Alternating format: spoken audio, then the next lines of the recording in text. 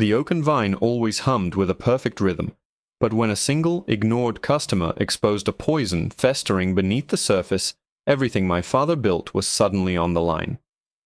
Saturday lunch rushes are a special kind of chaos. It's a symphony of clattering plates, the sizzle from the kitchen, and 100 different conversations all layered on top of each other. I usually post up near the host stand, pretending to look over receipts, but really just watching the floor. My dad, who started the Oaken Vine 30 years ago, always said you can tell the health of a restaurant not by its books, but by the rhythm of its dining room. And our rhythm was usually perfect. That is, until Tiffany started working the Saturday shift. Tiffany was, on the surface, a great waitress. She was fast, efficient, and had a smile that could charm a 20% tip out of the grumpiest customer. She'd been with me for about a year, and I'd never had a single complaint. She knew the menu backward and forward and could handle a six-top during peak hours without breaking a sweat. But I'd started to notice a pattern, a subtle little hiccup in her otherwise flawless service. It was something I'd been keeping an eye on, a quiet concern nagging at the back of my mind. Today, that quiet concern became a blaring alarm. It started when a man walked in around 12:30. He was black, probably in his late 50s, dressed impeccably in a crisp button-down shirt and pressed slacks. He had a kind, patient face, and a calm demeanor that stood out in the midday chaos. My hostess, a lovely high school kid named Maria, greeted him warmly and sat him at a two-top right in the middle of Tiffany's section. It was the last open table she had. I watched as he settled in, unfolded his napkin onto his lap, and opened the menu. I gave it 5 minutes. That's our standard. Greet the table, offer water, maybe suggest a special. 5 minutes is an eternity when you're hungry. Tiffany was a blur, dropping off a check at one table, taking a drink order at another. She walked directly past the new gentleman's table. Twice. Not a glance, not a nod, not a quick, "I'll be right with you." Nothing. My brow furrowed.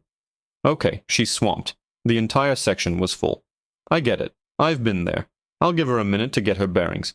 But then a young couple, white, was seated at a table that had just been cleared, also in her section. They had arrived a full 10 minutes after the first gentleman. Tiffany was there in under a minute. "Hi folks, welcome to the Oaken Vine. Can I get you started with some of our fresh squeezed lemonade today?" Her voice was sugary sweet, the perfect waitress persona fully activated. She took their drink order and bustled off to the service station. On her way back, she passed the gentleman's table again. He had closed his menu and placed it at the edge of the table, the universal sign for "I'm ready." He looked up at her, a polite, expectant expression on his face. She met his eyes for a fraction of a second, and I saw it.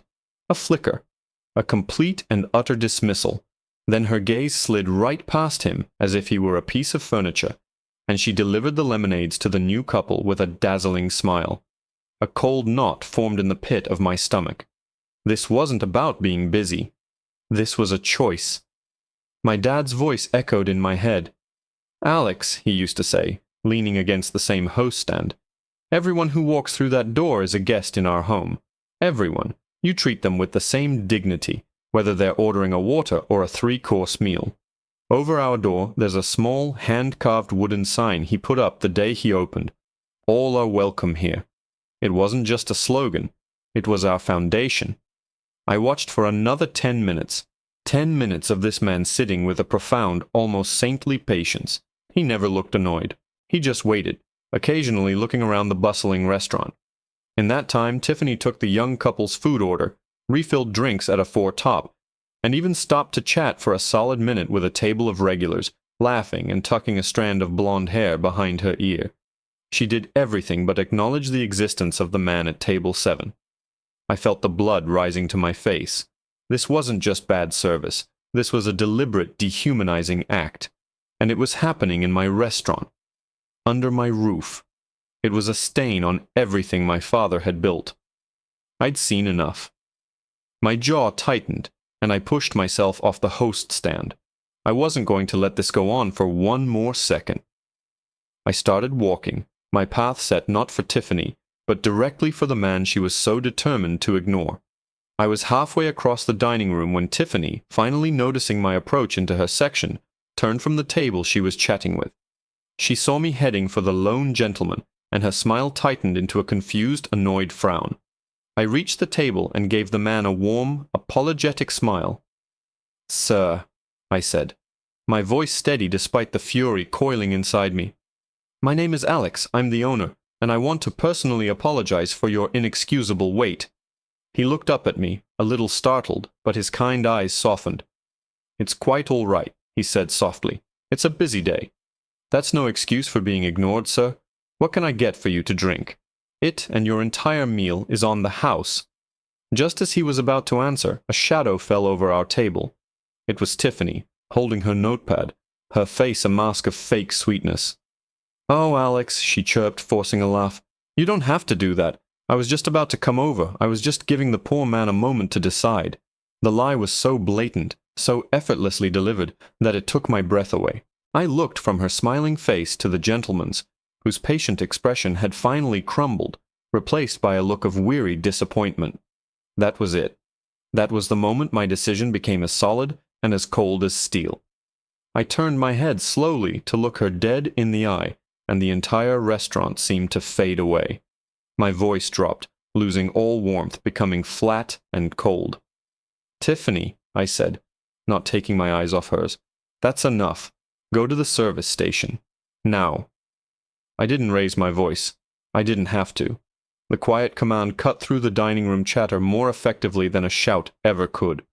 Her fake smile faltered, confusion and then indignation flashing in her eyes. "But Alex, I was just—" "Now," I repeated, my tone leaving no room for argument. I then did the most dismissive thing I could think of. I turned my back on her completely, breaking her gaze and giving my undivided attention to the man at the table. The air crackled with the unspoken confrontation. I could feel every eye in the vicinity on us. "Sir," I said, my voice returning to its previous warmth, hoping to shield him from the ugliness of the moment. "Again, my apologies. You should never have been made to feel unwelcome here. I'll be your server for the rest of your meal. Can I start you with an iced tea, or perhaps a glass of our house red?" The gentleman looked from my face to where Tiffany was still standing, frozen in disbelief, and then back to me. A flicker of surprise, and maybe something else, appreciation showed in his eyes. "An iced tea would be lovely, thank you," he said, his voice calm and measured. "And I think I'll have the blackened salmon."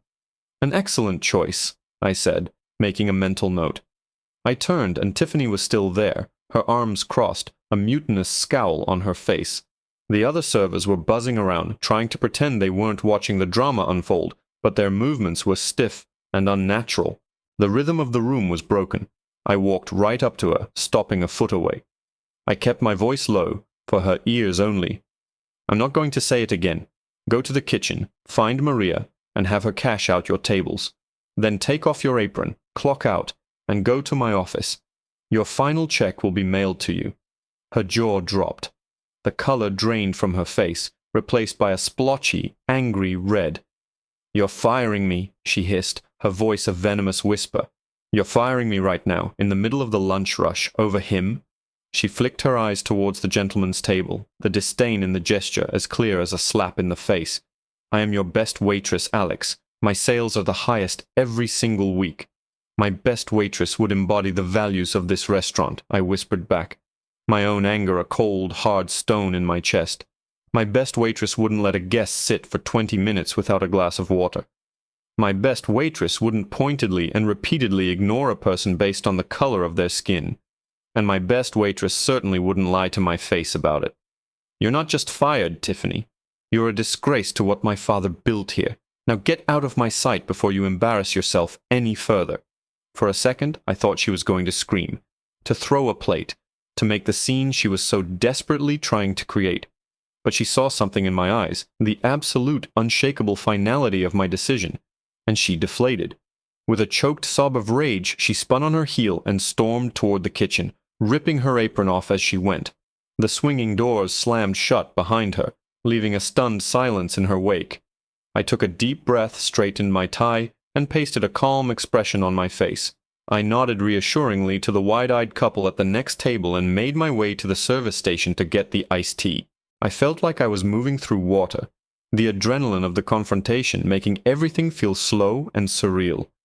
I personally delivered the drink to the gentleman, who had been watching the whole exchange with a quiet, unreadable expression. "I am so sorry you had to be in the middle of that," I said, setting the glass down. "That is not who we are here." He took a slow sip of his tea, his eyes looking past me for a moment, toward the little wooden sign above the door. "All are welcome here," he read aloud, softly. He then met my gaze, and his eyes were sharp, analytical, but not unkind. "Your father was Frank, wasn't he?" I was taken aback. "Yes, he was. Did you know him?" The man leaned forward slightly, a small sad smile touching his lips. It was a smile that held a universe of history. "Know him?" he said, his voice taking on a new weight, a new significance that made the hair on my arms stand up. "Young man, Frank and I designed that sign together over a bottle of whiskey 30 years ago. He told me if I ever came in here and saw it wasn't being honored, I was to find his son and tell him he'd lost his way." He paused, letting his words sink in, his gaze piercing right through me. "My name is Judge Carter, and I was your father's best friend." The name hit me like a physical blow. Judge Carter. My dad had talked about him constantly. "Ben Carter," he'd say, "is the finest man I've ever known. Sharper than a tack, and more integrity in his little finger than most people have in their whole body." They'd met in the army a lifetime ago. Ben had gone on to law school, becoming a respected, almost legendary, circuit court judge. My dad had poured his life savings and his soul into this restaurant. They were from different worlds, but their bond was unbreakable. I remembered faded photographs in an old album. Two young men, one black, one white, arms slung around each other's shoulders in grainy black and white, grinning at the camera somewhere in a dusty foreign land. I hadn't seen Judge Carter since I was a little kid, maybe 6 or 7 years old, at my dad's funeral. I remembered a tall, imposing man with kind eyes who had knelt down and told me my father was a giant among men. Now that same man was sitting at one of my tables, having been subjected to the very prejudice my father had despised his entire life. The shame was so intense it was almost nauseating. The knot in my stomach tightened into a painful cramp. "Judge Carter," I stammered, my carefully constructed owner's composure completely shattering. I sank into the empty chair opposite him, the bustling dining room ceasing to exist. I am so profoundly sorry. I had no idea. If my dad could see what just happened." He held up a hand, a gesture that was both gentle and commanding. "Your father would have seen what you did, Alex. He would have seen you stand up for what's right, without hesitation. He would have been proud." He looked at me, really looked at me, and it felt like he was seeing straight through to the core of me, weighing and measuring the man I'd become. "Frank always said you had a good heart. He was right." His words were meant to be a comfort, but they only sharpened the sting of my failure. "A good heart isn't enough if I let this kind of poison fester in his restaurant," I said, my voice thick with emotion. "I've been watching her. I had a feeling, a suspicion. I should have acted sooner. I should have never let it get to this point. For you, of all people, to be the one to—" I couldn't finish the sentence. The judge took another sip of his iced tea, his gaze thoughtful. "Sometimes, Alex, you don't see the rot in a tree until a strong wind blows. Today was a strong wind." He set his glass down. "I didn't come here to test you, if that's what you're thinking. I'm in town for a conference, and I wanted to see the place Frank loved so much. I wanted to see how his boy was doing." His expression grew more serious. "And what I saw, well, it was a problem, a big one. But you handled it." I shook my head. "I fired a waitress, that's all. The damage was done." "The damage was stopped," he corrected firmly. "What you do next is what truly matters." His salmon arrived, delivered by Maria, who looked nervous and apologetic. I'd have to talk to the whole staff later. This wasn't just a Tiffany problem, it was a culture problem, and I was the one responsible for the culture. I stood up, feeling like I needed to do something, anything to atone for what had happened. "Judge, please, enjoy your meal. I need to make sure things are settled." He just nodded, a silent permission. I walked back toward the kitchen, my mind racing. What did he mean? What you do next? Firing her was the end of it, wasn't it? As I pushed through the swinging doors, I was met with a scene of absolute chaos. Tiffany was there, standing by the employee lockers, but she wasn't alone. She was talking to a man in a sharp suit, someone I didn't recognize. He had a slick, predatory look about him, and he was holding a phone, recording Tiffany, who was weeping crocodile tears. "And then he fired me," she wailed, dabbing at her dry eyes with a napkin. Right on the floor in front of everyone, all because I was busy, and this customer, he got impatient. He just fired me, no warning, nothing, after a whole year of loyal service. The man in the suit angled his phone toward her, his expression sympathetic, but his eyes cold and calculating. "So you're saying the owner, Alex, fired you for no just cause? Just because a single customer complained about the wait time during a busy lunch rush?" "Yes, exactly," she sobbed. My blood ran cold. This wasn't just a disgruntled employee. This was planned, calculated. This was a setup. The man in the suit turned as I entered, a smirk playing on his lips. He wasn't a friend or a relative. He was a lawyer. And I had just walked straight into their trap. "Ah, Mr. Alex Sterling, I presume," the lawyer said, his voice dripping with mock politeness as he kept the phone camera pointed in my direction. "My name is Marcus Thorne. I'm representing Miss Albright here in her wrongful termination suit. Perhaps you'd care to give us your side of the story. On the record, of course." The lawyer's smirk was the kind that expected you to either crumble or explode. He was banking on it. He wanted me to yell, to deny, to get flustered on camera and dig my own grave. I could see the whole playbook in his greasy smile. A viral video of an abused waitress, a lawsuit, a settlement, a stain on my restaurant's reputation that would never wash out. Tiffany stood behind him, her tears miraculously gone, replaced by a look of triumphant vindication. But as I looked at the phone's lens, all I could see was Judge Carter's face in my mind, telling me my father would have been proud. I thought of the wooden sign above the door. My father hadn't just built a business, he'd built a legacy, and I wasn't about to let these two vultures tear it down with cheap theatrics. I took a slow, deliberate breath, calming the fury that was roaring in my ears. I ignored the lawyer and looked directly at Tiffany. "You know, Tiffany," I said, my voice dangerously quiet, "I was just going to let you go. But this changes things. This shows me that what happened out there wasn't just a moment of prejudice. It was a pattern. It was a strategy.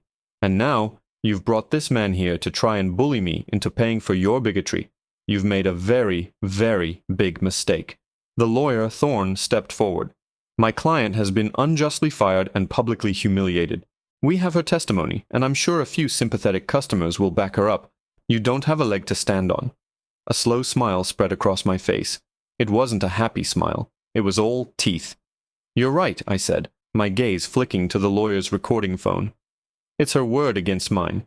A jury would hear from a crying waitress and a business owner trying to protect his bottom line.